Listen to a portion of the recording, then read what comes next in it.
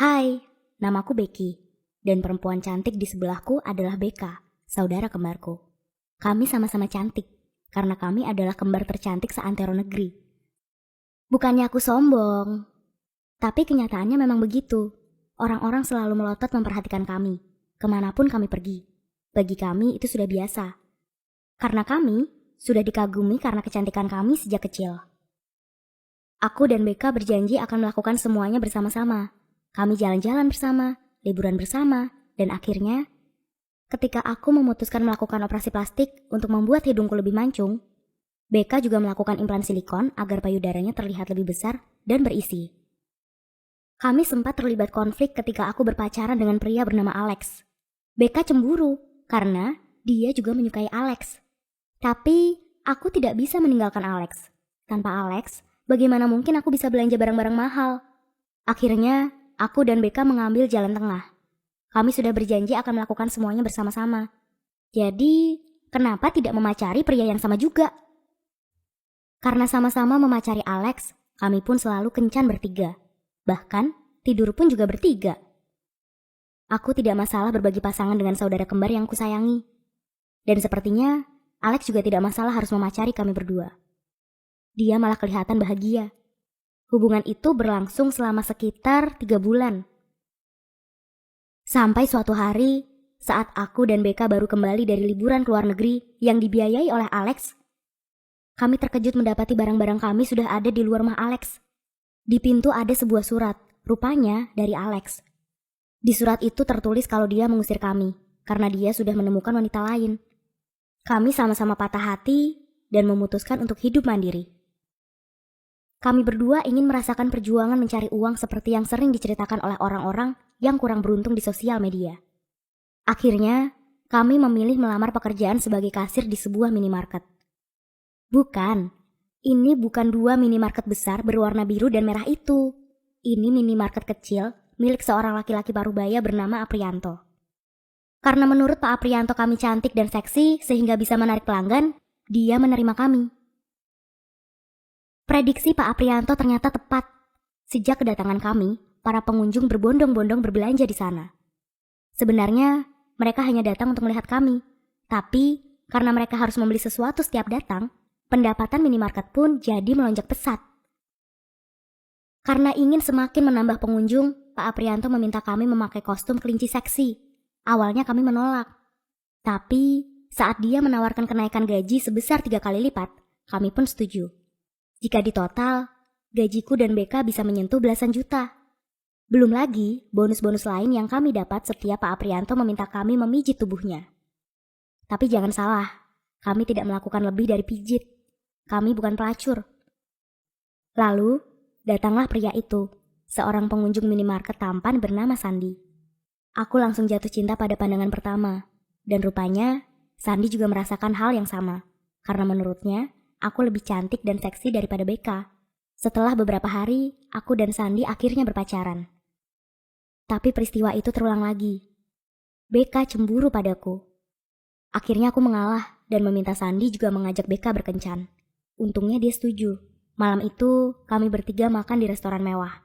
Ternyata, kencan itu berjalan menyenangkan karena aku bisa berkumpul bersama 2 orang yang paling aku cintai di dunia ini. Sandi lalu meminta kami berdua keluar dari pekerjaan kami karena dia tidak rela melihat kami jadi objek tontonan laki-laki lain. Dia mau membiayai semua kebutuhan kami. Jadi, akhirnya aku dan Beka setuju. Walau Pak Aprianto memohon-mohon agar keputusan itu dibatalkan, kami tidak peduli. Salah siapa dia sudah mengeksploitasi kecantikan dan keseksian kami demi kepentingan pribadi. Sandi pun meminta kami berdua menikahinya. Dia menjamin kami bakal bisa hidup mewah. Tentu saja, aku dan Beka tidak menolak. Itu adalah hari paling bahagia sepanjang hidupku. Aku merasa akan selamanya tinggal bersama 2 orang yang paling kucintai itu. Sandi mengajak kami berbulan madu di Eropa. Tapi, di tengah perjalanan, di dalam pesawat, mendadak Beka merasakan nyeri yang luar biasa di dadanya. Lalu, dari dadanya keluar air yang merembes. Kami khawatir kalau air dan rasa sakit itu berasal dari silikon di dada Beka yang meledak. Begitu mendarat, aku dan Sandi langsung membawa Beka ke rumah sakit. Benar saja, kata dokter, akibat tekanan besar di pesawat, Silikon dalam dada BK meledak. Kami terkejut karena tidak mengira hal seperti itu bisa terjadi. Dan kami makin terkejut saat mendengar jalan keluar yang ditawarkan oleh si dokter. Dokter menyarankan BK untuk melakukan operasi pengangkatan payudara kalau tidak mau mengalami infeksi.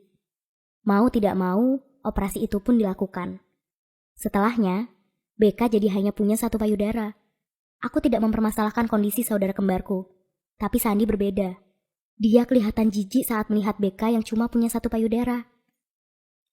Sejak itu, sikap Sandi berubah. Dia tetap romantis dan menyayangiku, tapi dia memperlakukan BK seperti pembantu. Menyuruhnya membersihkan seisi rumah setiap hari. Tentu saja aku tidak nyaman melihat situasi itu. Tapi aku tidak bisa berbuat apa-apa. Aku tidak mau membuat Sandi juga marah padaku. Walau begitu, terkadang Sandi tetap meniduri BK juga, kalau aku sudah terlalu lelah untuk dia ajak berhubungan badan. Sampai Sandi mengetahui BK hamil, dan dia pun marah besar. Sandi mengusir BK. Katanya, dia tidak sudi punya anak dari perempuan aneh yang cuma punya satu payudara. Aku sudah berusaha sekuat tenaga membujuk Sandi, tapi dia bersikeras mengusir BK. Selama ini, aku sudah diam saja melihat ketidakadilan Sandi. Tapi menurutku, kali ini dia sudah keterlaluan. Apalagi sejak kepergian BK, giliran aku yang diperlakukan seperti pembantu oleh Sandi. Dia menyuruhku menyapu, mengepel, mencuci baju dan piring, dan lain-lain. Lebih parahnya lagi, Sandi juga menyuruhku memakai kostum pelayan. Kadang saat aku sedang menyapu, dia akan menepuk pantatku sambil berkata, "Hei pelayan seksi," aku benar-benar jijik padanya.